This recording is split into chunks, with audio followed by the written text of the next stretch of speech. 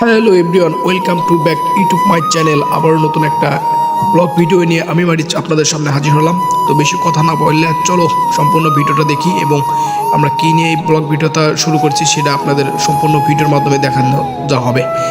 দীর্ঘদিন যাবত আমাদের একটা প্ল্যানিং ছিল যে আমরা একটা ট্রেনিং করব। তো আমরা শেষমেশে সেই 10 দিনের একটা কোর্সের ট্রেনিং শেষ করেছি। শেষ করার পরে আজকে 10ম দিন, ছোট্ট একটু হালকা করে খাওয়া দাওয়ার আয়োজন করা হয়েছে।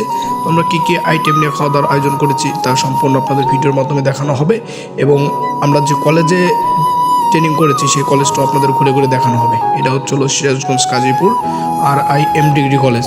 আমি এই কলেজে লেখাপড়া করেছি। আমরা 2022-এর ব্যাচের ছাত্র ছিলাম এখানে।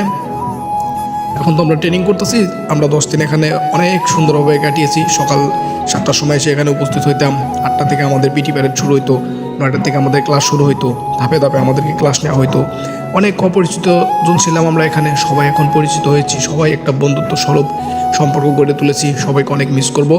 তো বলতে বলতে আমরা খাওয়া দাওয়ার যে আইটেম করা হচ্ছে সেখানে চলে আসলাম। আমাদের এখানে সম্পূর্ণ নেতৃত্ব দিচ্ছেন সৌজিব ভাই, ওই যিনি ওখানে সসপ্যানের ভিতরে সব কিছু নেড়ে দিচ্ছেন।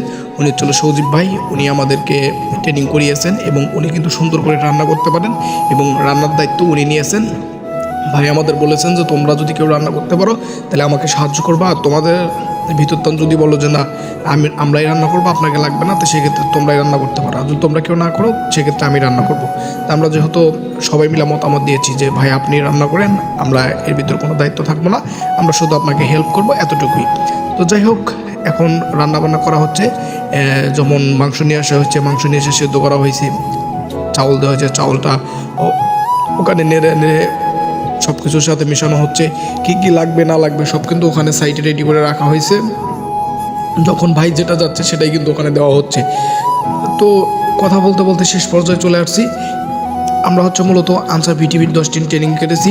আমরা এই ট্রেনিংয়ের মাধ্যমে অনেক কিছু শিখতে পেরেছি, যেমন দেশের সার্বভৌমত্ব কীভাবে রক্ষা করতে হবে এবং দুর্যোগ পরিস্থিতিতে কীভাবে আমাদের মোকাবিলা করতে হবে এবং অন্যায়ের বিরুদ্ধে কীভাবে প্রতিবাদ করতে হবে, এইসব কিন্তু আমরা এখান থেকে শিখেছি।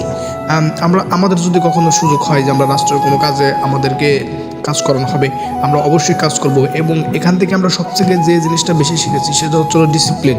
একটা মানুষ যাই করুক না কেন তার ডিসিপ্লিনটাই হচ্ছিল মেন। সে যদি তার ডিসিপ্লিনটা মেনে চলতে পারে আর যদি ডিসিপ্লিনের ভিতরে থাকতে পারে তাহলে তার দ্বারা কখনো খারাপ কাজ হবে না, তার দ্বারা কখনো অন্যায় অপকর্ম কাজগুলো যে আছে সেগুলোর সাথে সে কখনো জড়াবে না। তো যাই হোক, আপনারা যারা আনসার ভিটিভি ট্রেনিং করবেন এবং ভাবতেছেন যে আমরা ট্রেনিং কীভাবে করব, আপনারা আপনাদের জেলায় খোঁজ রাখবেন। এখানে যখন 10 দিন ব্যাপী ট্রেনিং করানো হয় তখন এখানে এই সবাইকে বলে দেওয়া হয় যে তোমাদের এলাকা থেকে যারা যারা ট্রেনিং করবে তারা যেন কাগজপত্র জমা দেয়। আপনারা ট্রেনিং করবেন, আপনারা ট্রেনিং করলে এখান থেকে অনেক কিছু সুবিধা নিতে পারবেন। যেমন আপনি একটা কর্মস্থলে যাবেন, ড্রাইভিং শিখবেন, আপনি এখান থেকে ড্রাইভিং শিখতে পারবেন, আপনি এখান থেকে ইলেকট্রনিক্যাল কাজ শিখতে পারবেন। মেয়েদের ক্ষেত্রে তো অনেক সুবিধা আছে, যেমন তারা সেলাইয়ের কাজ শিখতে পারবে এবং যদি বলে যে না আমরা হাঁস মুরগি পালন করবো, সেই সুযোগ সুবিধাও এখানে আছে। বিস্তারিত নেক্সট ভিডিওতে তুলে ধরবো।